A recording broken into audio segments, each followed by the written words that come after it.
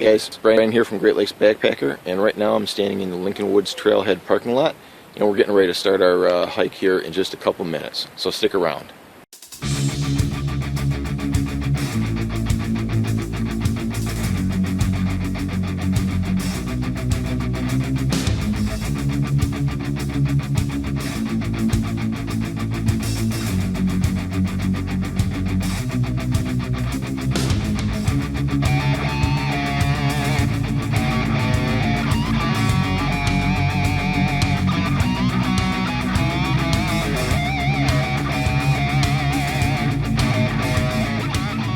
Okay, so as you can tell, we're in the final stages of getting our gear packed up and getting everything ready to hit the trail.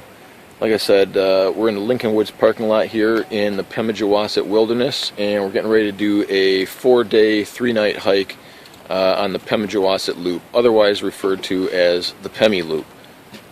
Hopefully we're going to have some good weather for this trip. It looks like it's going to be pretty decent. Weather right now is calling for like upper 70s today and for the next couple days, and no rain until like Sunday night, and then good chance probably 70% on Monday morning. So hopefully the forecast stays that way, and then if we do get rained on, it'll be on the day that we're coming back to the car here. This is the map, and as you can tell, we are here. So we're going to cross over the suspension bridge, and we're going to hike up here, take the Bondcliff trail. We're going to start heading uphill, and then tonight we're going to stay here or somewhere close to it at the Guyot tent site. And then the following day, tomorrow, we're going to hike along this trail here and stay at or around Garfield Ridge campsite, or maybe Garfield Pond. And then the next day we're going to hike down and stay somewhere around Liberty Springs, and then on Monday, our last day, we're just going to have the short hike out and back to the car. So that's the trip. Alright, as you can see, we're crossing over the suspension bridge, and we're heading to the beginning trail for the Pemi Loop.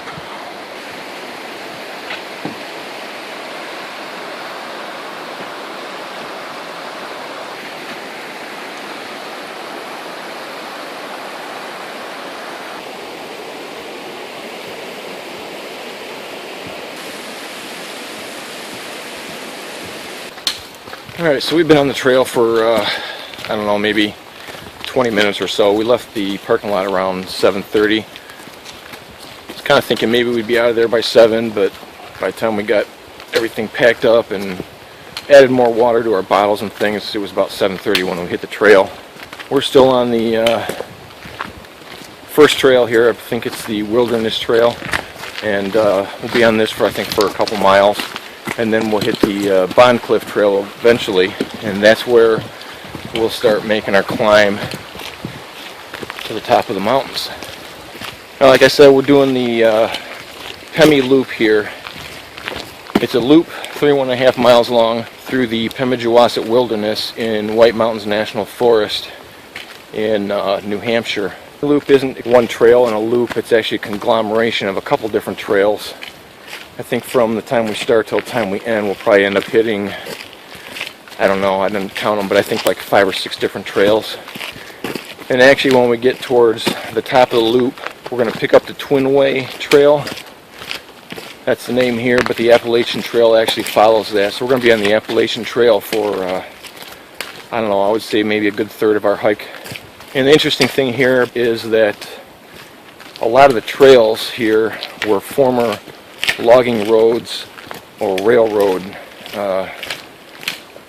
paths through the forest when they were doing logging. And as you can see here on the Wilderness Trail, there's actually still several railroad ties here on the trail.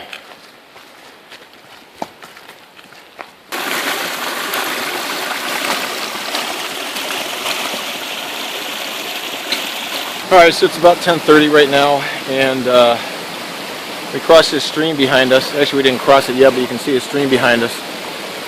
The water's nice and cold, so we figured it'd be a good place to stop and top off the water that we've drank so far and cool down. We've come, I don't know, maybe a third of the way up the Bondcliff trail so far. It's been pretty rough. A lot of rocks and boulders to climb over, and not much of a breeze to speak of because we're right in the middle, all the thick of all the woods and trees around us. So taking a break here. There's a little bit of a breeze coming down the river here, so it's kind of nice to cool down and take a load off for a little bit. Having a snack, and like I said, filling up the water bottles, topping everything off. And had the first casualty of the trip so far, and it was me. Actually, not me. It was my boot. Let me show you.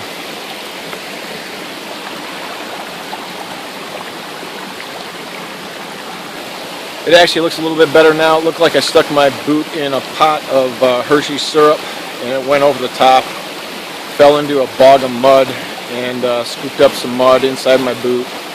Got my socks all full of mud, my boots. Found a nice place in the river, so I washed the boots off, and they're a little bit clean, but when we get to camp or maybe up on the ridge and it's warm and breezy, maybe I'll take them off and shake off the dried dirt and let the socks dry off in the sun. So that's it for now, and we'll check in later. So I know it's kind of hard to tell from looking at this video, but we have a whole ton of rocks and boulders in the trail.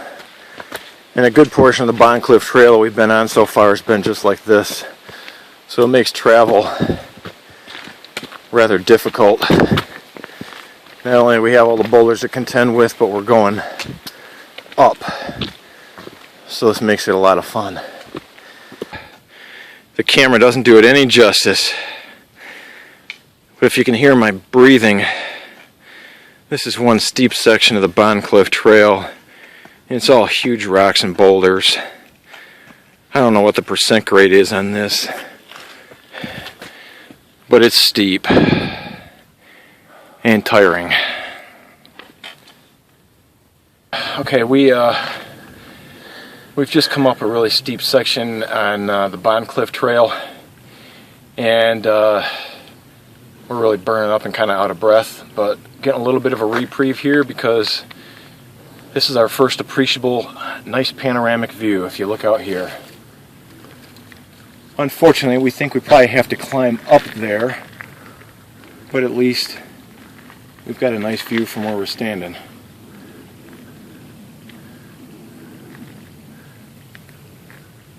Okay. Well, the Bondcliff Trail should be called the Energizer Bunny Trail of this loop, at least so far, because this thing just keeps on giving. It's just been constant uphill all day, boulders and rocks in the middle of the trail. It's just really tiring, and the temperature's climbing obviously as the day goes by. Obviously you guys can't tell, but there's a little bit of humidity in the air, so it's really kind of warm up here.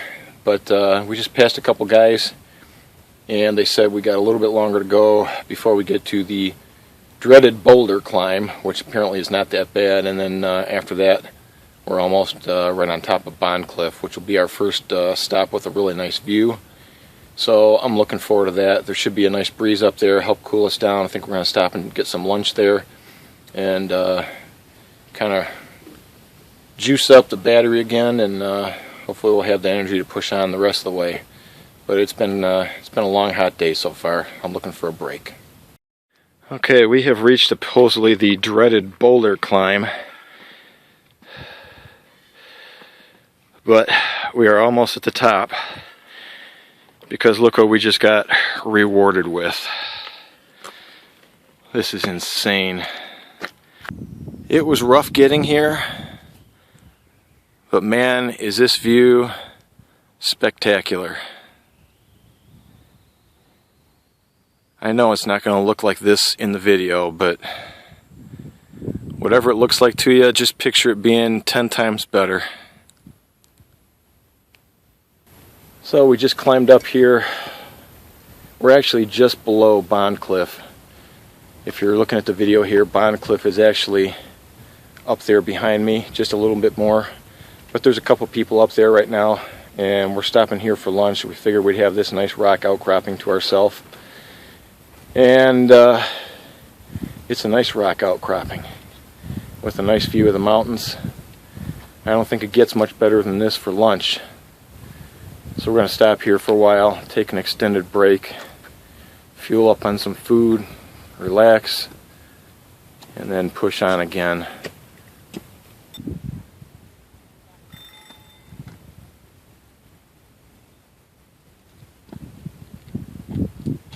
The views here are just amazing. I don't do drugs and I don't drink excessively, but I think I'm going to get buzzed off of this landscape.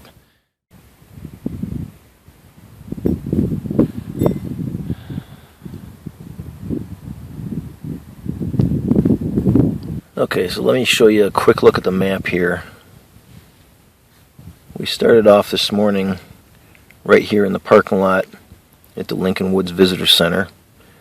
We hiked up the Lincoln Woods Trail and then came all the way over to here, and then the Bondcliff Trail came all the way up here, and right now where we stopped for lunch and where all this video has been taken is right over here at the point. We're not quite at Bondcliff yet.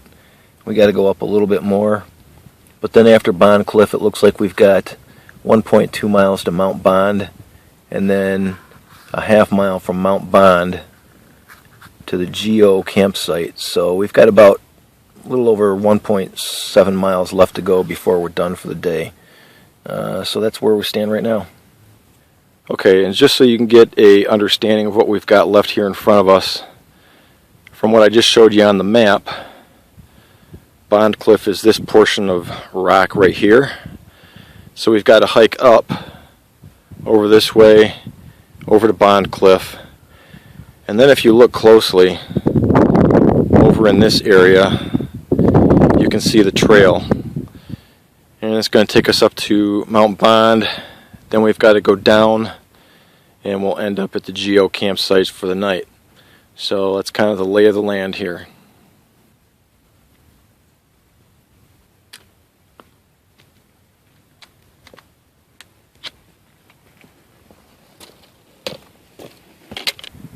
You can see Ken's over there checking out the drop off there at Bondcliff. It's been beautiful weather up here today since we stopped for our lunch break. Alright, here we have the view from Bondcliff itself.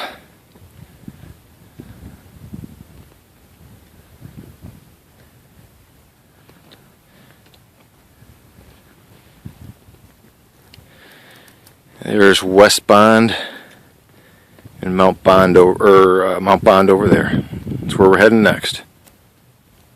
Right up there.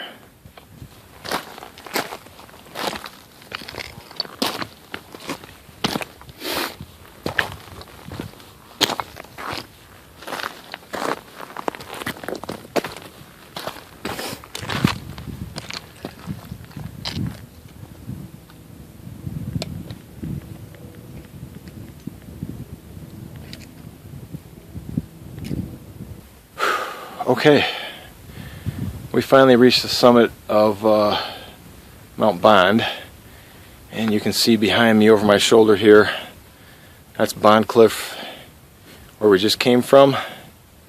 And then if you look over this way, you'll see West Bond. It was another treacherous walk up, a lot of boulder hopping and crawling, bunch of small little rocks in the path. Every step you took had to be really carefully watched and placed, and I'm a little tired out. So Bondcliff, where we just came from, I think is about 1.2 miles behind us, and we've got about half a mile or so to go downhill off of Mount Bond here to the spur trail for the campsite. So I'm glad we made it here. I'm tired out again after lunch.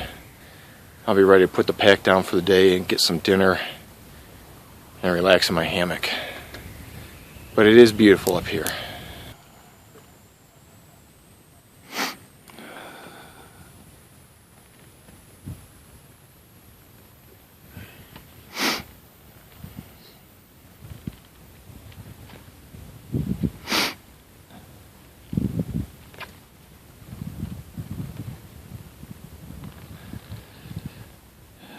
Once again, Bondcliff is right over here. Doesn't look like 1.2 miles, but that's what the map says. It felt like 3. Alright, we finally arrived at the Guyot campsite. We're going to walk down in there and see if there's any sites left. We've had a lot of people pass us today, so not sure if there's going to be any sites left for us. And if there isn't, I guess we'll find out what we have to do. Alright, so it's 5:30 now. We got in here around 4:30, 4:45 or so. And the caretaker here at the site said there was no place left except for us to stay in the shelter, which is right up there.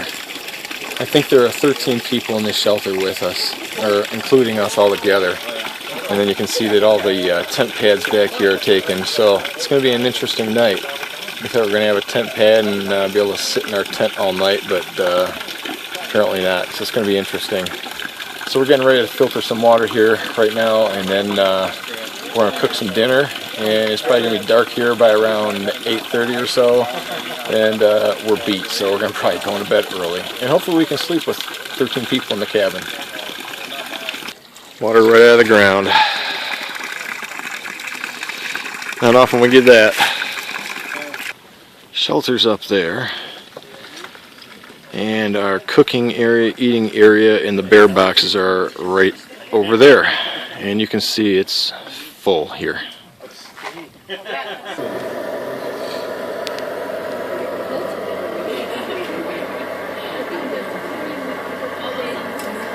More than what they can cook the stuff up there at the site. Or they can eat up there. So we just finished dinner a little bit ago, and tonight we had the chicken and dumplings from Packet Gourmet. Never had anything from Packet Gourmet before, but it was really good food. And we cleaned up and put the food in the bear bag, in the bear box, and just rearranging some stuff here in the shelter. And I gotta admit, it was kind of weird when we got here. We just barely beat a rush of people into this campsite here.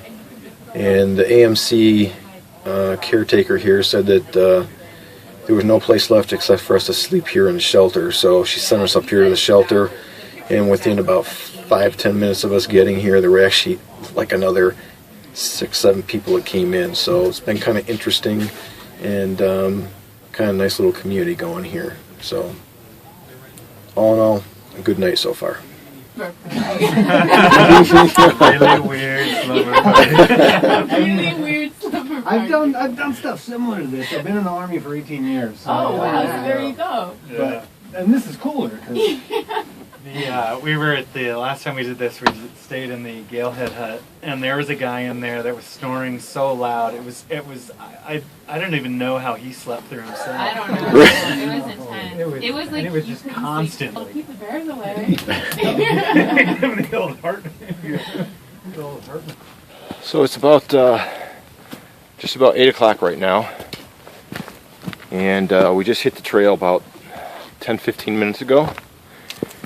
And I didn't really do any video this morning while we were getting ready because there's just so much of a buzz with all the hikers up and about and doing their stuff and moving things around. So this is the first video report of the day. We just made the 0.2 of a mile hike up out of the Guyot campsite, and now we're heading up towards the Trinway Trail. And as you can tell, the trail is still pretty rocky. It's funny talking to some of the people yesterday when we got to camp, because all the people that came from Lincoln Woods and did the Bondcliff trail yesterday like we did, they all had the same thoughts and complaints and same words for the trail that we did.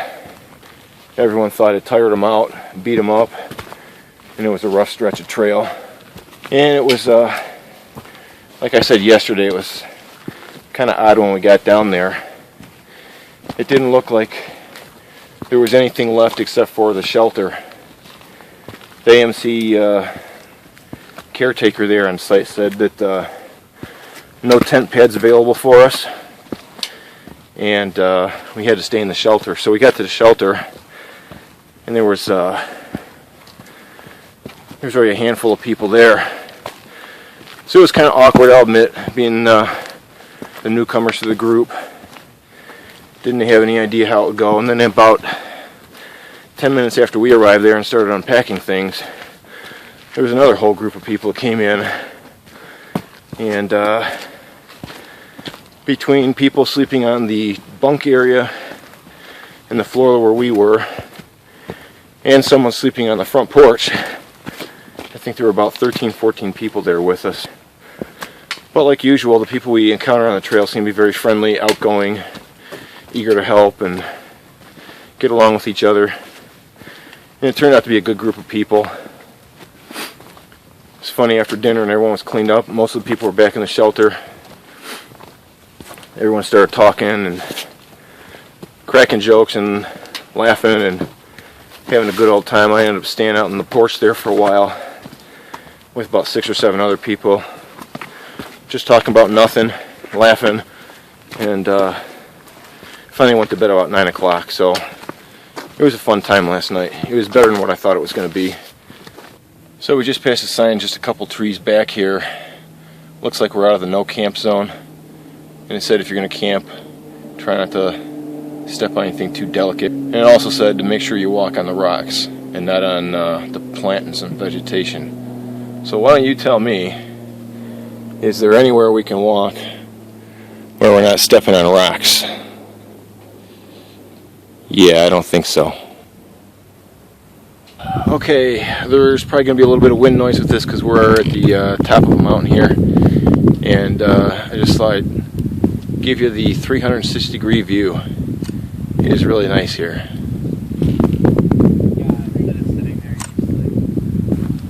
Wrong way.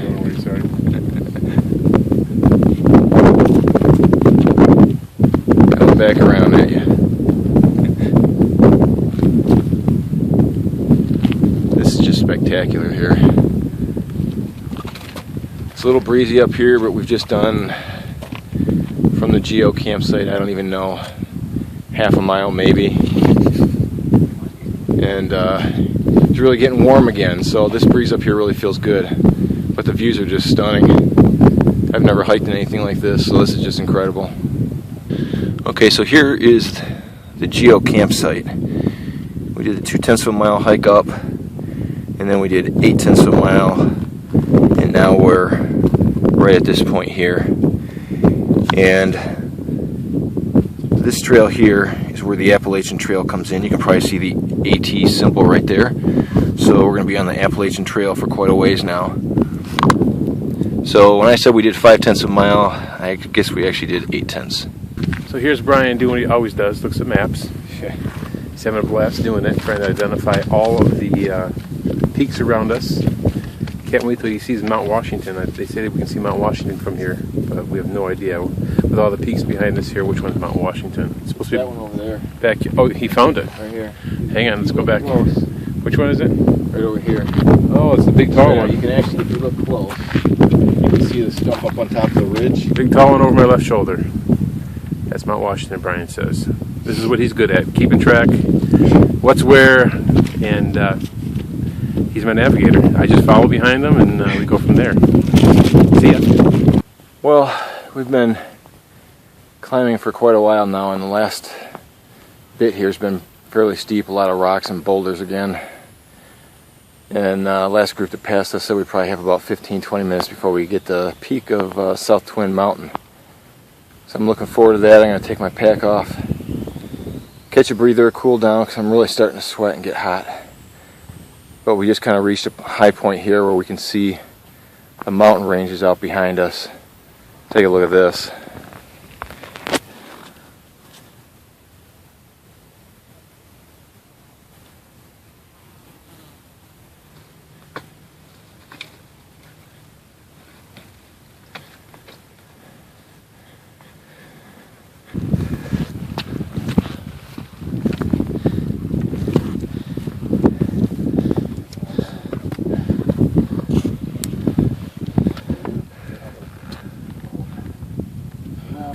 Alright, so it's about 10:55 right now. I think we got to the summit of South Twin Mountain here probably about 10:30 or so. And a little rough getting up here to the top. Once we got about a mile from the summit, it's really started to gain the elevation and get the rocks back. But we're here, so we decided to take the packs off, cool down, get a little energy back before we head back on the trail. And like every time else when you're hiking, when you have a hard uphill, you're rewarded with some great views, and it's another great view up here too.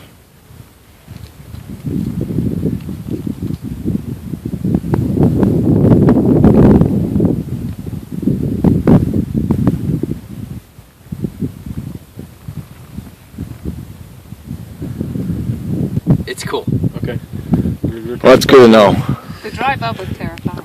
Yeah. Was it? I don't like. She's fine with heights unless she's in the car. Going down's the scary part, though, because you're... Up was the 75-mile-an-hour winds were on up. Oh, okay. Going down wasn't as nerve-wracking. They do shut it down if it reaches like 80-mile-an-hour wind.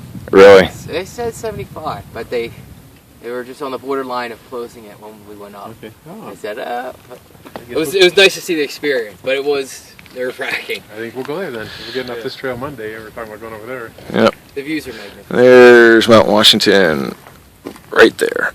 And the She's enjoying it. The other option, if you didn't. Alright, we've been coming down off of South Twin Mountain for, I don't know, maybe 10 minutes or so. Here's a nice little opening in the tree cover. And you can see Mount Garfield out there.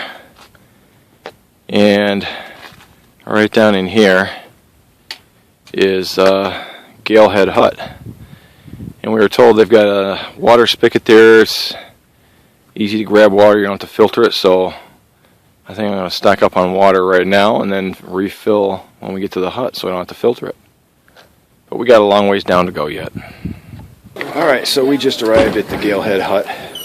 Came down off of South Twin Mountain and we got down here and the signpost said it was 0.8 of a mile from South Twin to the hut and 2.7 to go up. Can't believe that was only 0.8 of a mile down because it took us an hour and a half to come down. But we're here at least right now.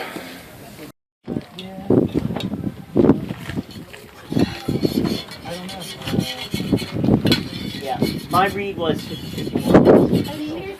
I really like hiking with bearded, but I'm After looking at the weather forecast inside and talking to a couple other people, I think what we're going to do is reevaluate our plans. We're going to go down and we're going to spend the night down at 13 Falls campsite and then probably hit the trail from there and then hike out tomorrow because they're calling for 35 to 50 mile an hour winds up on the summits, and they're talking rain tonight with a good possibility of thunderstorms tomorrow, and then I think also tomorrow night. So being up on one of these ridges in the middle of a thunderstorm, probably not a good idea. So again, like I said, in terms of looking out for our safety, I think we're going to reevaluate and we're going to head down, and unfortunately I think we're going to be out of here in the day after tomorrow. So, or actually we'll be out of here tomorrow. For now, while we're here, we're going to have a good lunch. I'm going to cook up some Gorilla Glue. Got the recipe from Rob at Backpacking Adventures, and it looked good. He enjoys it on the trail, so we made some up for this trip. We're going to try that out for a good lunch here at Galehead Hut, and then after that we're going to head down to 13 Falls campsite and camp there for the night. So that's the latest update. Okay, so if you're not familiar with what Gorilla Glue is, you take macaroni and cheese and you mix in mashed potatoes, and then you can cut up bits of sausage and put it in there. It says he takes it on all his hikes, really enjoys it, and it sticks to your guts. So there's just nothing easy about hiking in the White Mountains. Even going downhill requires a lot of care and caution and watching where you put every step. You make one wrong move and stick your foot in a rock, you'll go down and end up on stuff like this. And we've dealt with this stuff pretty much all day. And here's just another look at the trail. Yes, this is the trail.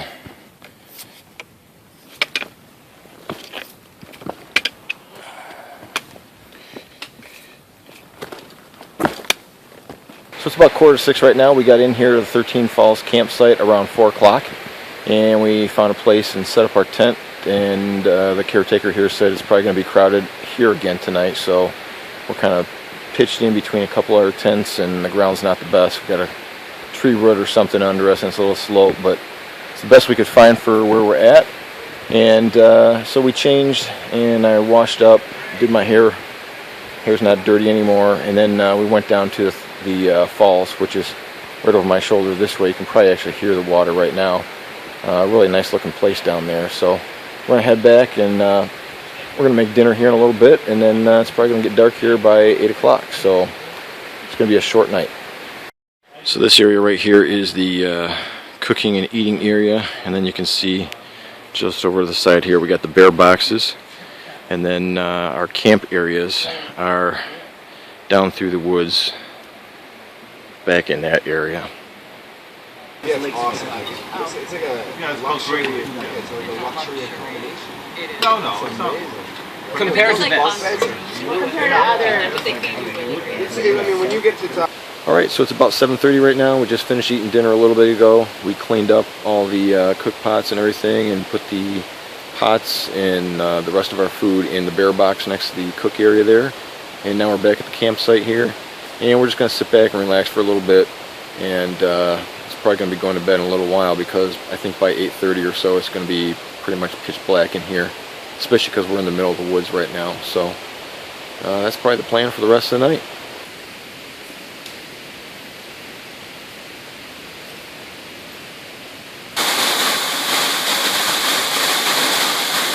Been on the trail for about 5 minutes now. We're on the Franconia Brook Trail heading back to Lincoln Woods, and we're getting ready to cross this little river here.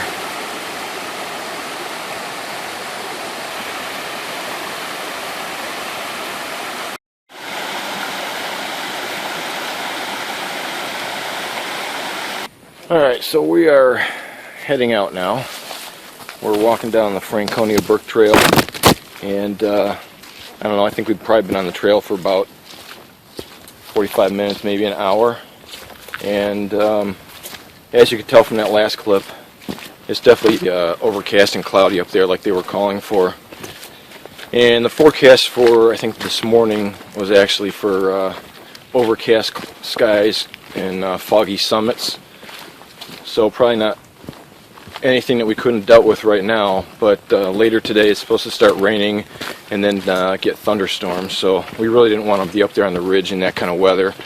And if time was on our side and we could spend an extra day or two, we could camp out at a campsite if we had to and sit out a storm, but we're on a limited time basis, so if we don't make it back to the car when we expected to, everything else at home falls apart because of our schedule. So to be wise and to keep the time scale the way it's supposed to be, we just decided to come down off the mountain and take the Franconia Brook Trail back to the parking lot today. So I'll give you my thoughts about coming out here to the White Mountains in case this is something you think you may want to try in the future. I'll just give them to you as they kind of come to mind. I'm not going to put them in any particular order. But the first one is trail miles here are not the same as trail miles you've hiked anywhere else. Unless you live in this area, or you're one of those crazy ultra marathon people that are super fit and you run the Pemi Loop in a single day. I saw it on a website somewhere before we came out here when I was doing my research, and it said something to the effect of 10 miles in the White is nothing like 10 miles anywhere else. And from personal experience I can tell you that's pretty much true. And actually that was confirmed our first night at the Guyot campsite. We were talking to someone who's been here before, and he was making the same comment. He said it's going to take you a lot longer to hike the same number of miles here as it does other places.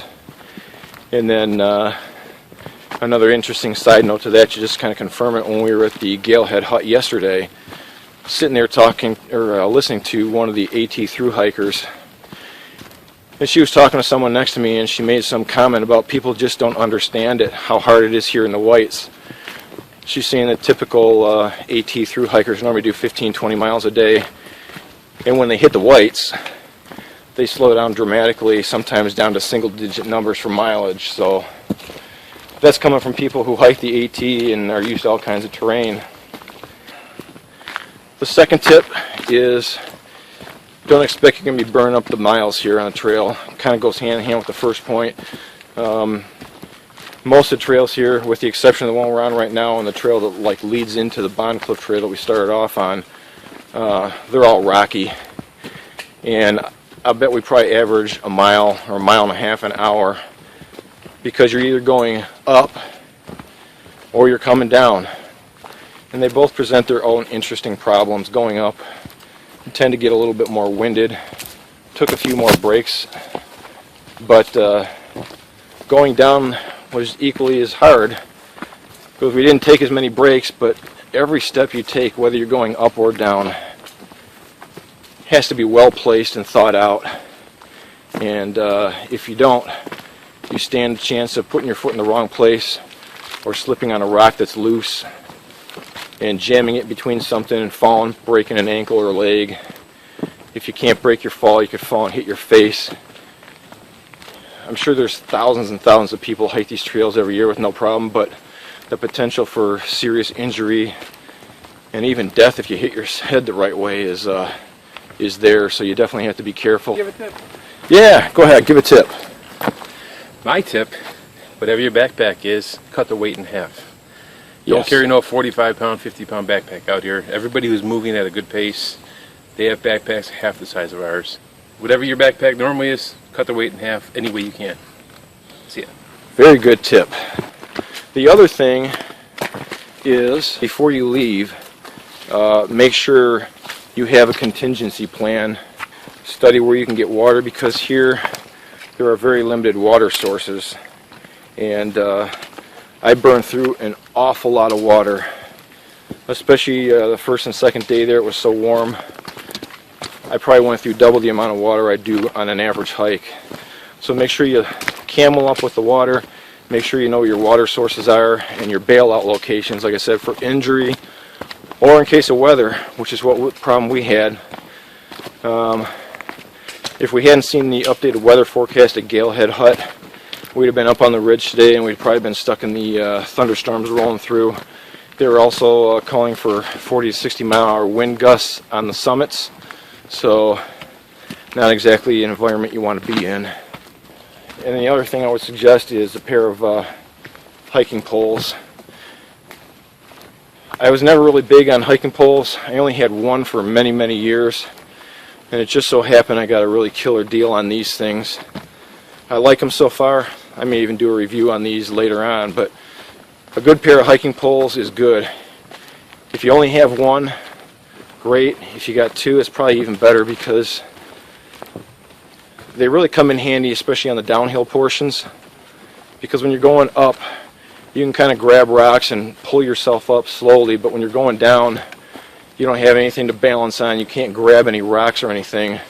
So being able to put your hiking poles down in front of you to steady yourself and give yourself like 3 points of contact with the ground, I found it was really helpful. I think I'd have really been hurting if I didn't have one on this trip. So there you go. That's just my 2 cents for hiking the Pemi Loop. Okay, so the one thing I want to mention in that last little segment there was about the weather. The weather here, like some of the other places we've hiked at before, can change rather quickly, and they've actually got different weather forecasts for the summits in the ridgeline than they do from the valley down below. The weather they were calling for in the valley down here where we are at the Galehead Hut yesterday was nothing like what it is up on the ridges. So you also got to take that into consideration, be prepared for the weather changes.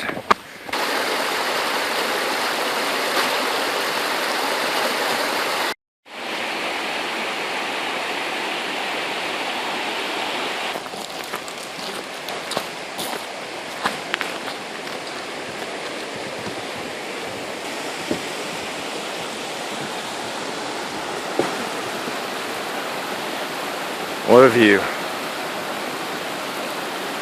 Alright, so it's about 12 o'clock right now, and we're back at the car in the parking lot at Lincoln Woods. And we're going to change in some clean, dry clothes that aren't sweaty and smelly and hit the road. The weather around us, as you can tell, is really nice. It's sunny. And I guess in one hand I regret that we didn't get to do the whole loop, but never been here before, not a veteran of the whites, and not knowing what to expect, I guess I decided to err on the side of caution. I'm good with that. I didn't really care to be on the ridge if there was going to be thunderstorms and high winds upwards of 60 miles an hour. So given what we had, I would do it again, and maybe another day I can get back here and do a whole Pemi Loop. But for now, this is a good thing. And so we're going to change into some dry clothes and head out.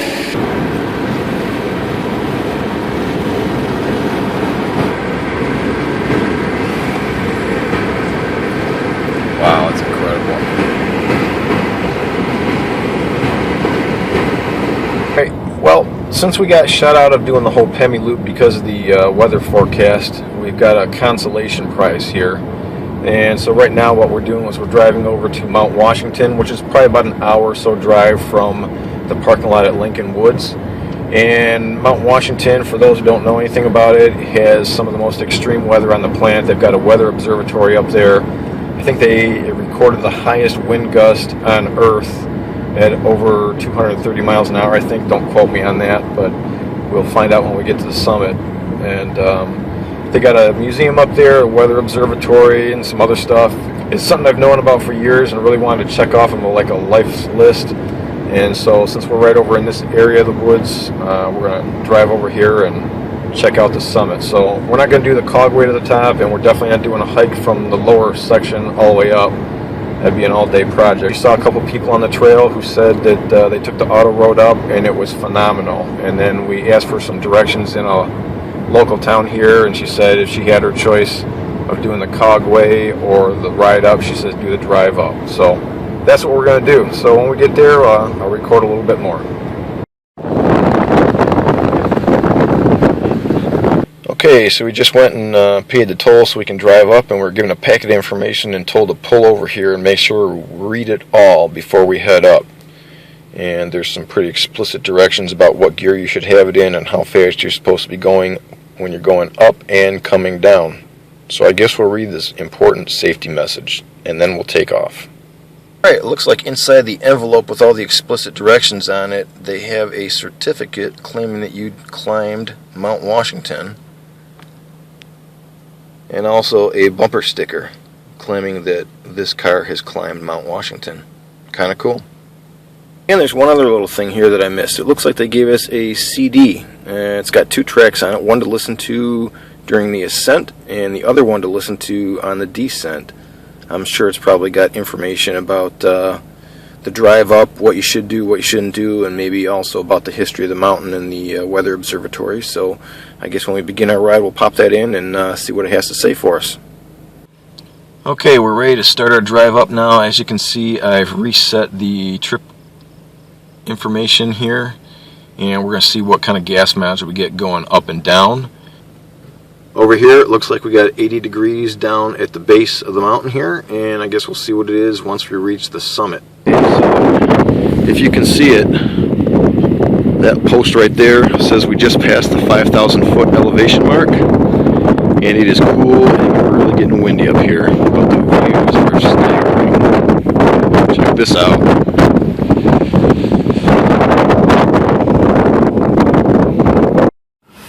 Okay, as you can see, we're at 7.5 miles, and we got 9.1 miles per gallon on the way up. And normally, city driving, I get about 30. So, yeah. And if you look over here, it says it's 60 degrees. Not. It's extremely cold and windy. So, I'm sure there's a temperature reading somewhere up by the observatory.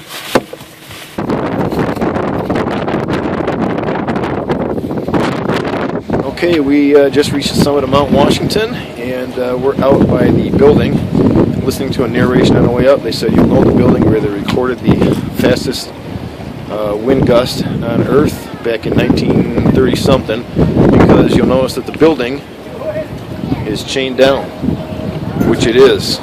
Check this out.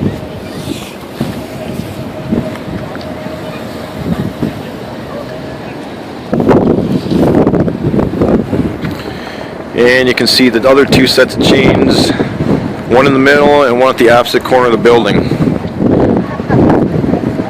You know the wind is bad when you gotta chain the building down.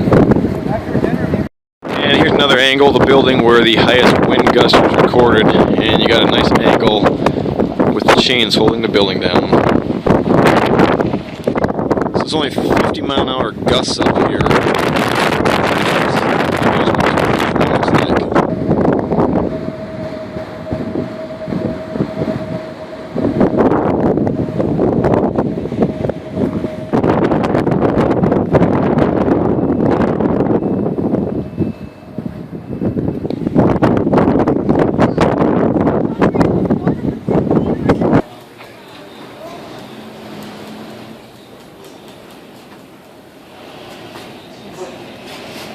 Right now we're in the Tip Top House. It was built by Samuel Fitch in 1853, I believe, and actually had guests here. Looks like right now we're maybe in the kitchen and dining room area.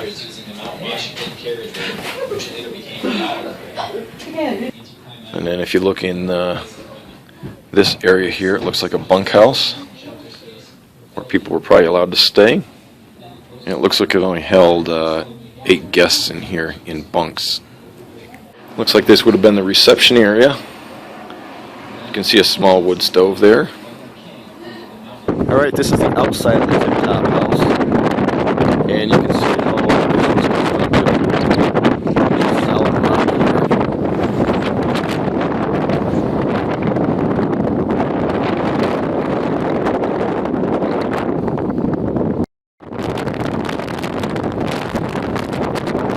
It's incredible.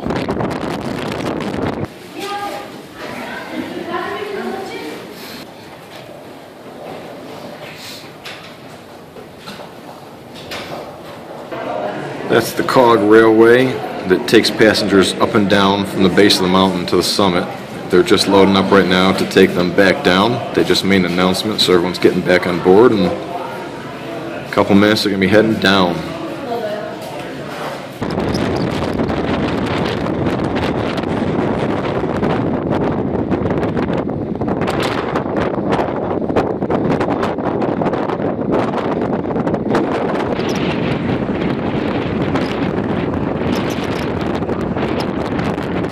Alright, so here's some stats from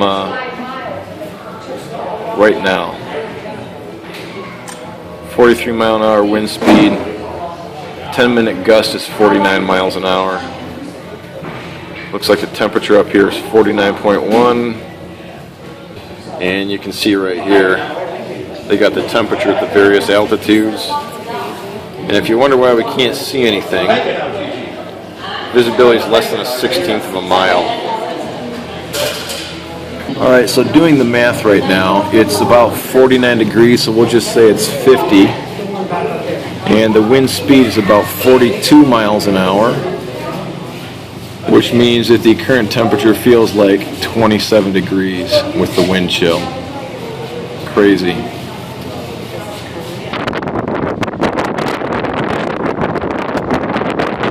This building right here is the Mount Washington Observatory. There's some wind speed indicators up on top. Looks like maybe a radar array. And an employee entrance right there into the room. Okay, as you can tell, we're back in the car now, and if you look at this, the wind blowing here, yes, it's windy out there. And we didn't have much of a view out there. One of the readouts in there indicated it was only a 16th of a mile visibility. So not much to take pictures of, but saw all the buildings in there and plaques and things like that. So it was definitely an interesting thing to do, and don't regret it, even though we're kind of blocked in by the clouds, but it was still cool. So now we're going to head down, and we'll see what the weather's like down at the bottom. Probably much clearer than this. So we are now on the way down from Mount Washington, and you can see that even at this elevation where we had a nice clear view before, you can see all the clouds rolling in through here. just a really bizarre feeling when you're way up there and all you see is gray clouds. Okay, we are officially down from Mount Washington. It was quite an excursion, and it's a fun activity. So thanks for joining us. Stay tuned for the next video. Alright, I know I just signed out from the video here, but I thought I'd give you one last shot of Mount Washington. And that there is why we didn't really see much up at the summit. It's really starting to get dark. And while we were up there at the observation area, we saw a radar, and there's definitely a lot of rain coming in the forecast for the next few hours here. So that's why everything's clouding up and we didn't have much of a view.